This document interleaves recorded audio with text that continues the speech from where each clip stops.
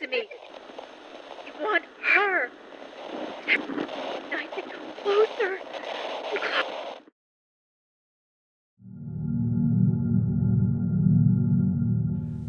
The year is 1965.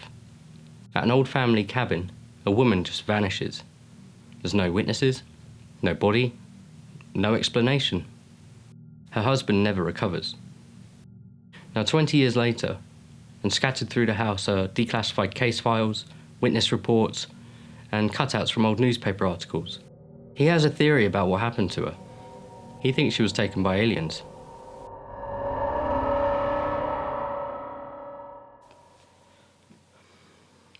His name is Ray Roswell, and the story I just told you is not a real one, but the declassified case files and the witness reports are based on real UFO reports. And Ray? Well, he's the protagonist of a sci-fi horror game called Who Are You, created by Haunting Humans Studio. On the surface, this is an alien abduction game. In practice, it's a well-constructed story about grief that's left behind when something unexplained happens to someone you love. The aliens are almost beside the point. Almost. Our story begins with Ray waking up in his home. And the first thing the game wants you to notice, before any dialogue, before any scares, before anything actually happens, is the lighting. Warm, tabletop and overhead lighting. The immediate impression is of a place that used to feel like a home, which just makes everything else in the room land harder. Cigarette burns on the furniture, empty bottles, stacks of bills that haven't been opened, notes on the fridge from his daughter. His wife Amanda disappeared 20 years ago. The official position, the world's polite consensus, is that she left, or died, or something equally unremarkable happened. People sometimes disappear. Ray refuses to accept that. So he built his own version, and he's believed this version ever since. What are you saying? Who is they? Did you see anything? You're going to kill me. Pray, please. Here's what you might expect to see. A wall of chaos.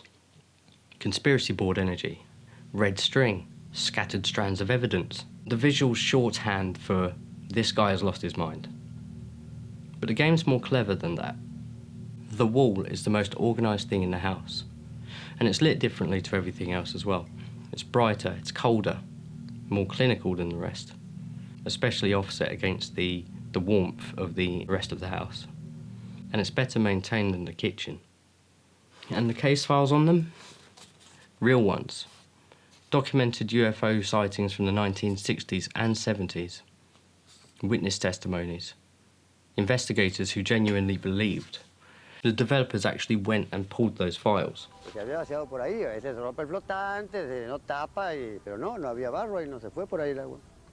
revisar el molino, logra divisar con enorme Which sorpresa. raises a question. Is Ray a man so afraid to face the reality of his wife's death that he's constructed this elaborate delusion? Or is he the only one that was paying attention to what really happened?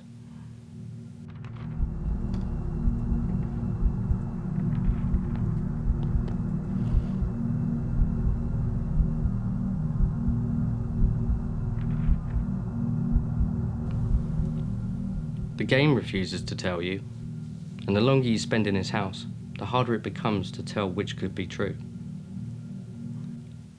And that's worse. But let's take a step back, because I want to talk about how Haunting Humans Studio actually built this thing. Mattie? Almost nothing happens in the conventional horror sense in this game. There's no enemy to fight, there's nothing chasing you. But by the end, you feel genuinely uncomfortable. So how did they do it? One way is with the colour palette. It begins with sharp fluorescent colour, warm where things once lived. But as you progress, the colour begins to drain away. It begins to wilt, as if to emphasise the absence of life, the absence of family. and it shifts on you slowly, not dramatically. You don't notice it happening, but by the time you reach the cabin sequence, you're running noticeably colder, and the warmth of the house is beginning to feel like it belonged to a different story. The other thing is that you're trusted to notice things, like really notice things. For example, there's an empty chair in the kitchen, pulled out slightly from the table. Nothing immediately draws your attention to it, but you do notice it. Something about it just feels off. You notice it, but you don't know why. Later, once you've found those tapes, it makes sense.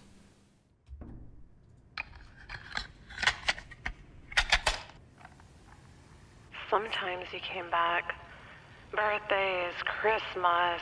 When the guilt was too heavy, he'd ruffle my hair, promise soon, but soon never came. And when it comes to the sound design, the developers really understood the use of silence. When you're walking through a corridor, the ambient sound drops slightly. It's subtle, but it's enough to enhance the sound of your own footsteps.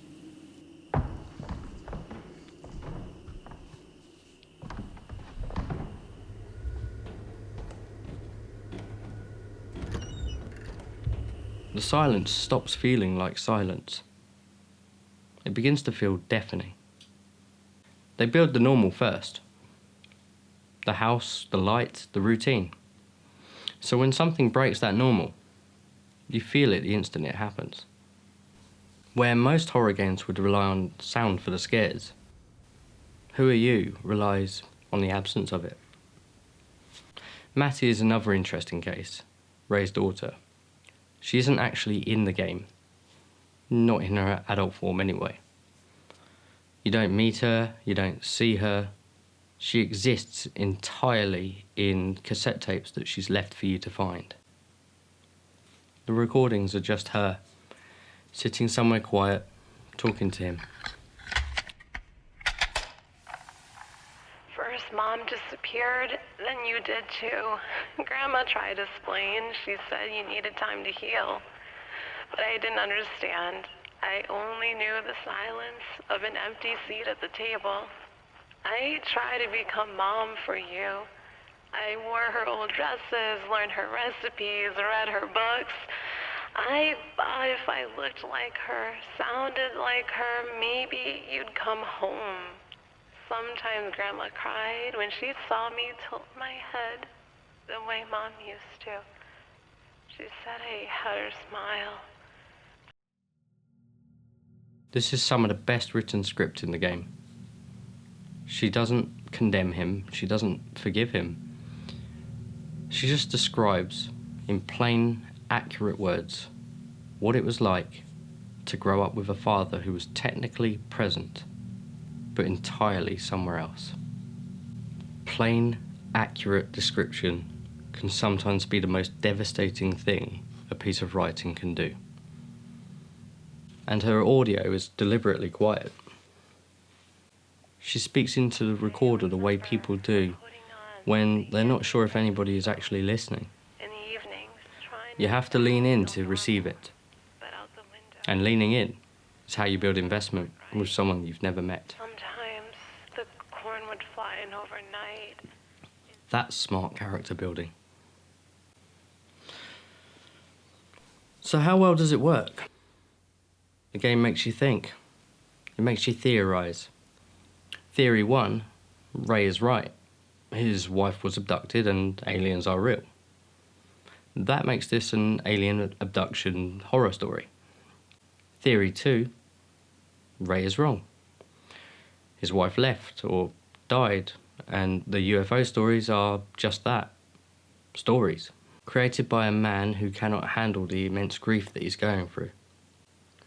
That makes this game a psychological horror. The ambiguity isn't a cop-out. It's the entire point.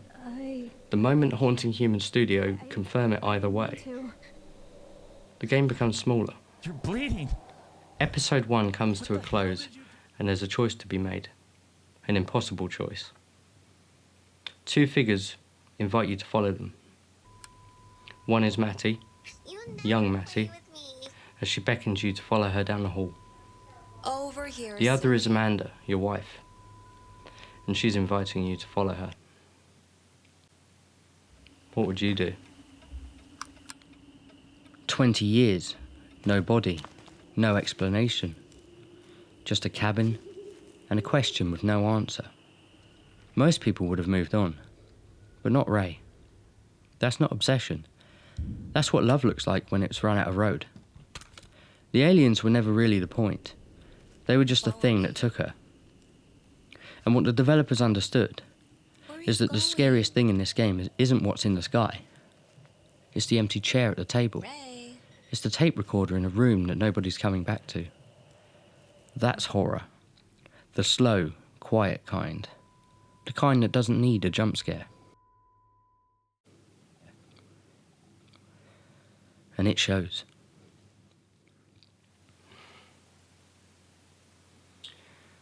I'm gonna go put the kettle on.